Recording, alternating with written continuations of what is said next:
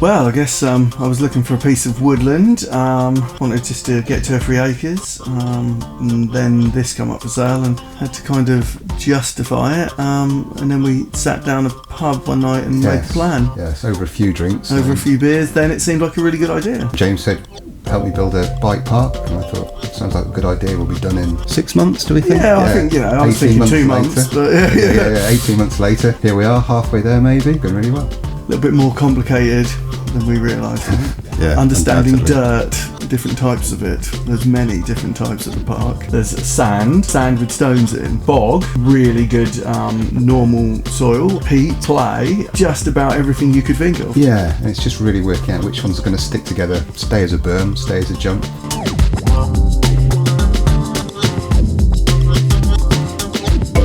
Based in Suffolk, we have to travel for almost a day, half the time to get to Wales, there's any decent riding. So it's kind of bringing riding to us and other people in Suffolk really. Always be able to bike, starting from the smallest jump, building up, getting better, larger and larger jumps, faster trails, things that we don't have in Suffolk. Well, it's called Twisted Oaks because when I first walked around the piece of land, I noticed a couple of really big oak trees, really old, probably over 300 years old, very twisted branches on them, really cool. I suggested the name and we kind of went with it, didn't we? Really? It was better than Bike Park Perks, which is the original. Yeah, it's probably the most grown-up name we came up with. Yes, yeah.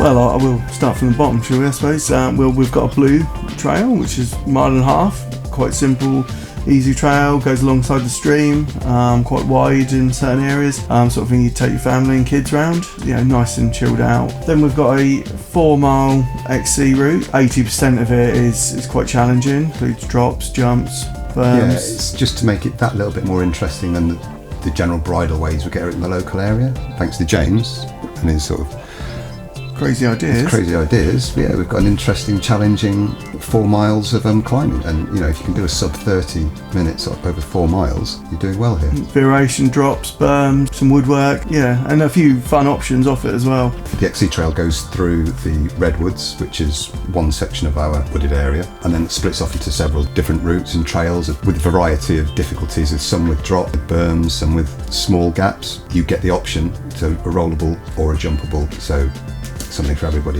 within the redwoods. Nice fast flowy trails, and of course the skills area. You can start from a small tabletop, small drop, and then build up next to slightly larger, and it's good to see people progressing, coming along, trying a jump for the first time. Within a week they're doing much bigger gaps they never thought they'd be doing. But luckily for us, we've got some good volunteers who love a dirt jump and who know what they're doing with dirt jumps, because we definitely didn't. So and that's given us scope, given us knowledge, so now we can get more and more involved in that side of it as well. I think bringing a good group of volunteers together has been important because we've all got different ideas and different skill sets, and I think that way we're making sure that we are catering for everyone from right down to the blue route to the black routes. For us, those sort of trails, second nature, we can build those, but it's getting involved in the other disciplines parts, as well. I think at the moment, improving what we've got the blue and red trails done. We're starting to build up towards black trails now, installing those. But as well as that, we've also got our dual slalom, we've got our 4-cross, and we've got the 4 miles of XC, which at some point in the future we'll certainly be looking at getting onto the race circuit for all 3 of those sort of disciplines. That'd be really good. Also planning and putting aside areas for some demo days, mini bike festival kind of setups maybe, where people can spend a whole weekend really, I think camp over, bit of a party of an evening. A number of trails that are going to be on the build. We've got at least 5 sort of black to red trails that are going to go into the other bit of woods. 5 in there, and then we've got another 3 trails really going on the main field, haven't we? Which one of those will be the 4-cross. And then we're going to just do a slow technical area, which is going to should be challenging. We've also included in that a slow technical, or quick, depending on how good you are. And a technical climb thrown in just for those people who really like to punish themselves. Big legs and an e-bike. For those who love the e-bike, then I think we're going to do a pump track, but we'll fit that into a space at some point. We're going to hopefully put a kids play area up here.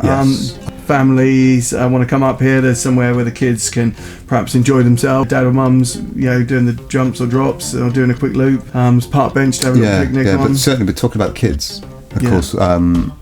Coaching as well. Yeah, that's something we're certainly going to look at more and more in sort of kids clubs with coaching and so on and so forth, especially summer holidays. Yeah, for schools. And I think we will do a another skills area for more aimed at the youngest. Yes, My first skills area, Fisher Price style. yeah, quite a lot of different things for the future. But of course, we want to maintain and get what we've got going well first, and we'd rather have 50% of good quality working trails than 100% of half finished. Yes.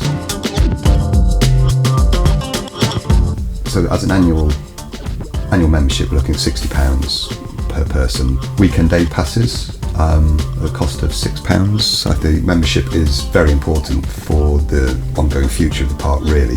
We all volunteer, all our time is put in for free, but fuel costs money. Yeah, trees cost money. Running machinery, getting just gravel, stone, rock, materials, all that sort of stuff costs a lot more money than you realise. Hopefully somebody one day is going to come along and donate us a load of big boulders. If you've looked at the price of boulders recently, they're very expensive. Yeah, membership will help with all of that. It allows us to carry on and give us more back, really. We'll be turning around just to keep the park working. We want to see it get bigger, better.